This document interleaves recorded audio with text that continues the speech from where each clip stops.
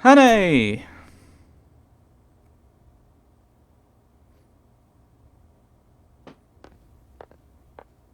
Hanny, can you drive a car? Why, yes. Well, you'll be my chauffeur today and wear Hudson's rig. You're about his size. Everyone's You about have a Honey's hand in this size. business, and we're taking no risks. There are desperate men against us who will not respect the country retreat of an overworked official.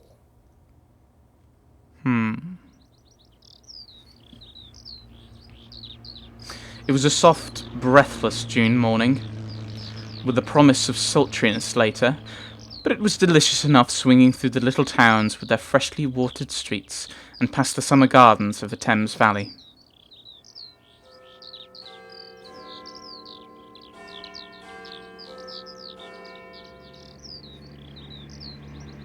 Alright. It did chime the half. The chimes are right. I'm... Sorry. I landed Sir Walter at his house in Queen Anne's Gate punctually by 11:30. The first thing he did was take me round to Scotland Yard.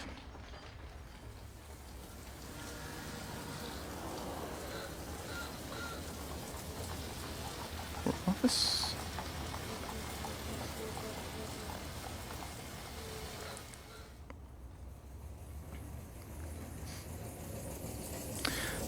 There we saw a prim gentleman with a clean-shaven lawyer's face. McGillivray, I've brought you the Portland Place murderer. The reply was a wry smile. It would have been a welcome present to Bullivant. This, I presume, is Mr. Richard Hannay, who for some days greatly interested my department. Mr. Hannay will interest it again. He has much to tell you, but not today. For certain grave reasons, his tale must wait for 4 hours. Then, I can promise you, you will be entertained and possibly edified. I want you to assure Mr. Hannay that he will suffer no further inconvenience. The assurance was promptly given. You can take up your life where you left off. Your flat, which probably you no longer wish to occupy, is waiting for you. And your man is still there. As you were never publicly accused, we considered that there was no need of a public exculpation. But on that, of course, you must please yourself. McGillivray, we may want your assistance later on.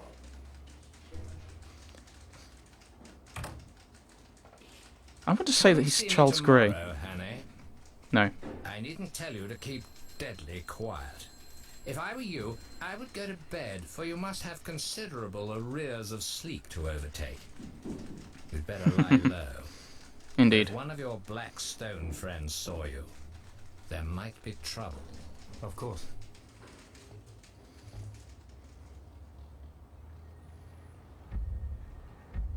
Whoa.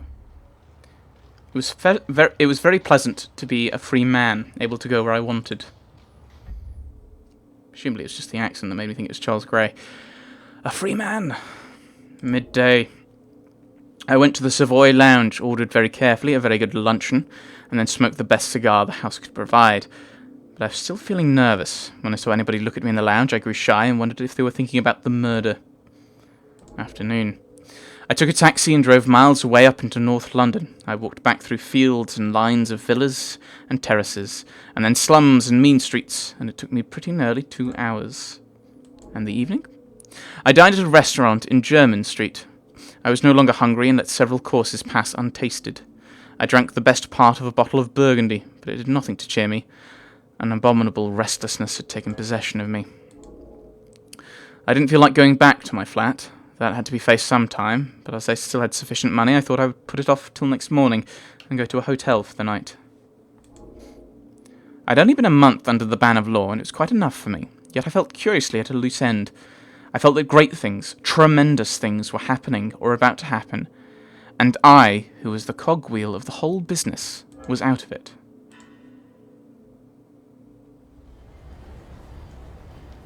Here was I, a very ordinary fellow with no particular brains, and yet I was convinced that somehow I was needed to help this business through. That without me it would all go to blazes. I told myself it was sheer silly conceit, that 4 or 5 of the cleverest people living, with all the might of the British Empire at their back, had the job in hand. Yet I couldn't be convinced. It seemed as if a voice kept speaking in my ear, telling me to be up and doing, or I would never sleep again. The upshot was that about 9:30 I made up my mind to go to Queen Anne's Gate. Very likely I would not be admitted, but it would ease my conscience to try. And that's Sir Walter's house, isn't it? On my way I passed a group of young men. They were in evening dress, had been dining somewhere, and were going on to a music hall. One of them was Marmaduke Jopley. Oh dear. By God, the murderer! Here, you fellows hold him! That's Hannay, the man who did the Portland Place murder! I wasn't looking for trouble, but my ill temper made me play the fool, and the sight of Marmy's imbecile face was more than I could bear.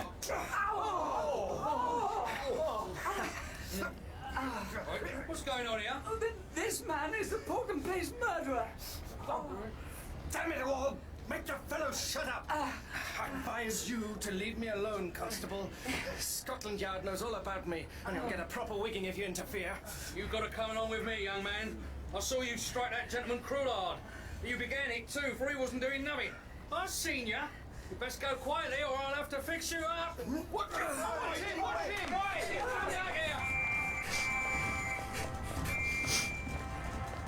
I have a very fair turn of speed, and that night I had wings. In a jiffy I was in Pall Mall and had turned down towards St James's Park. Happily, there were few people around and no one tried to stop me.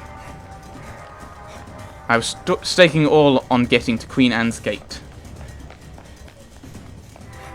You're an idiot, Hannay. Idiot. I must see Sir Walter. My business is desperately important. That butler was a great man. Without moving a muscle, he held the door open and then shut it behind him. Walter is engaged, sir, and I have orders to admit no one. Perhaps you will wait. See here. There's trouble about, and I'm in it. But Sir Walter knows, and I'm working for him. If anyone comes and asks if I'm here, tell him a lie.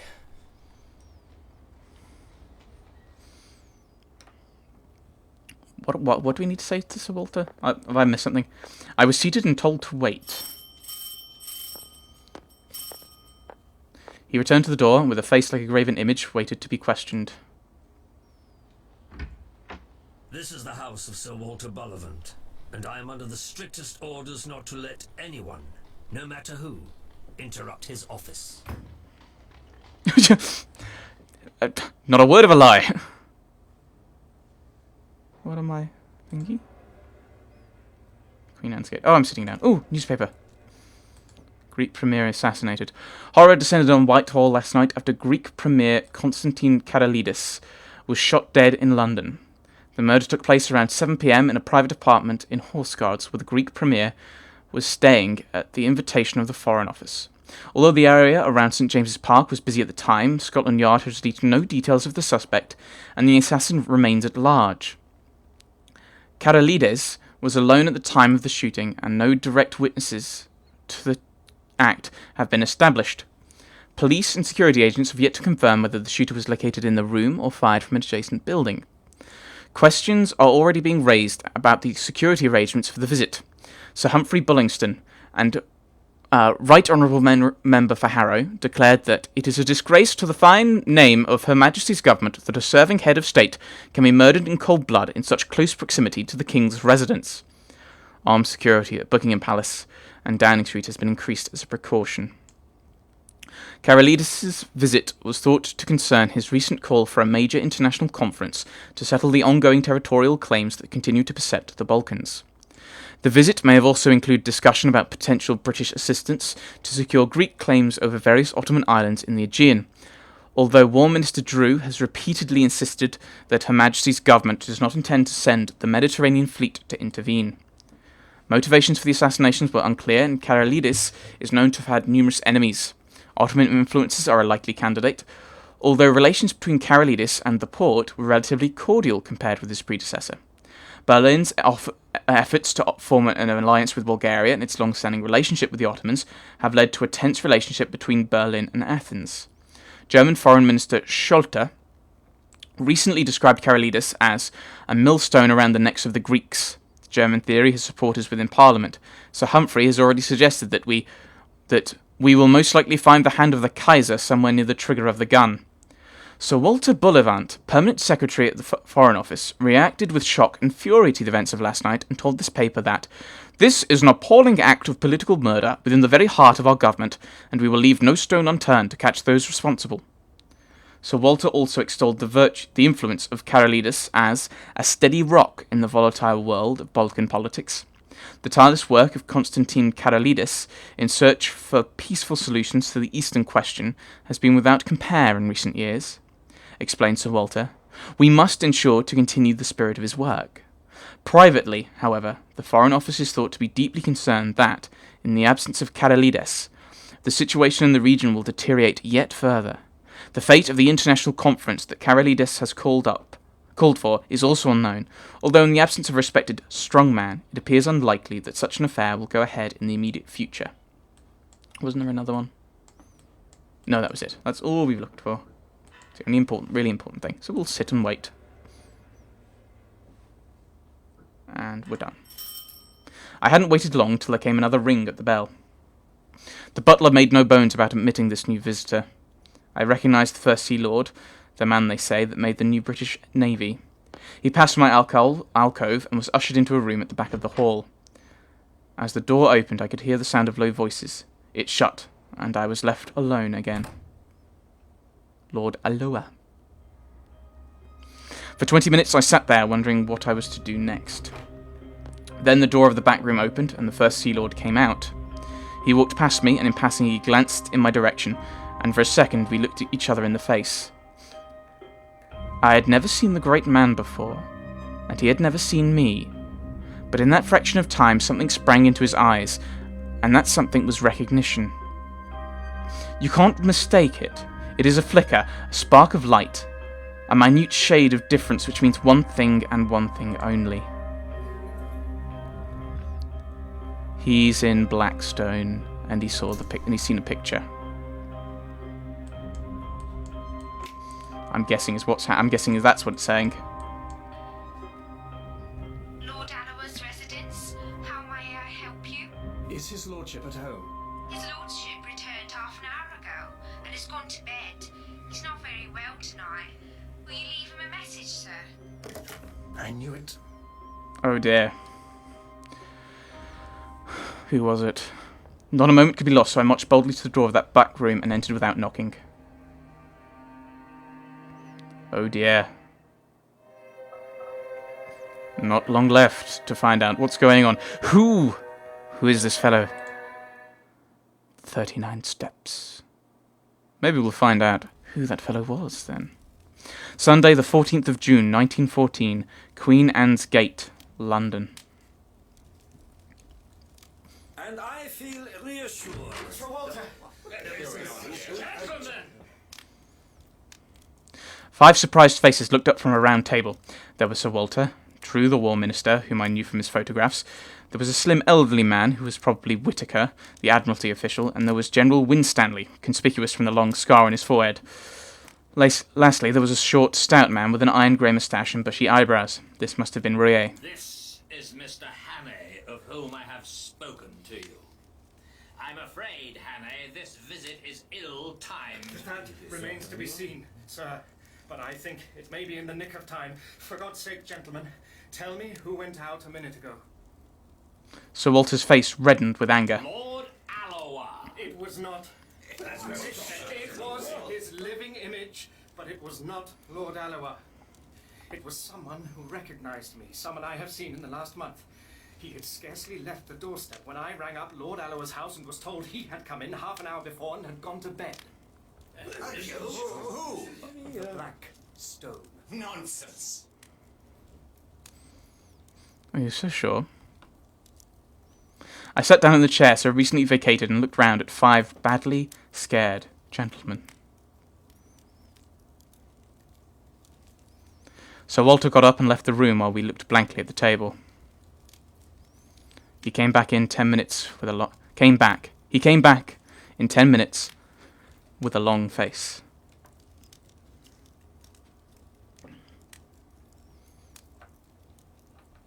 spoken to Aloha. Had him out of bed, very grumpy. He went straight home after Malross's dinner.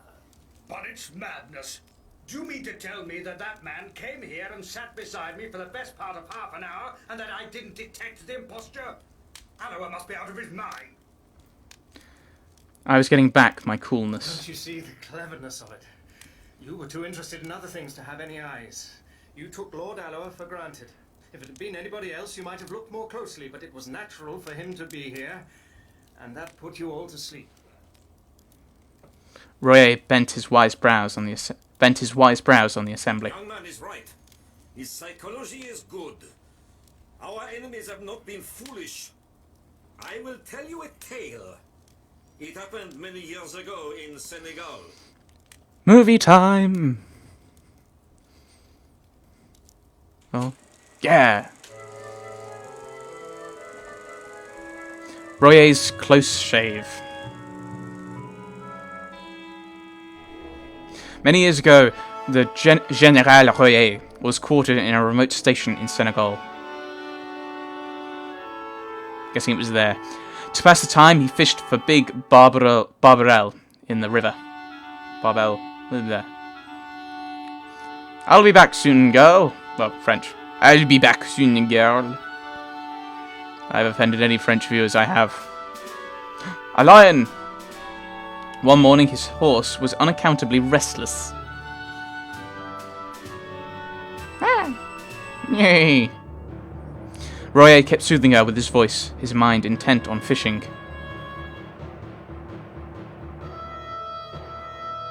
I'll be back soon, girl. He's a general. He has a posh accent. Yes, you've caught something. A couple of hours passed. The lion ate the horse.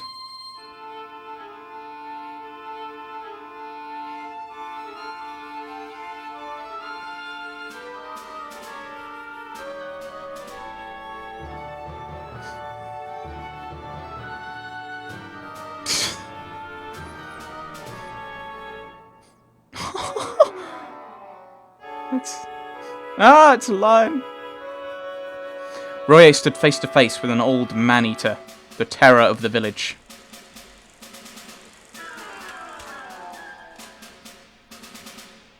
And you beat it off with a fishing rod. What happened? Grr.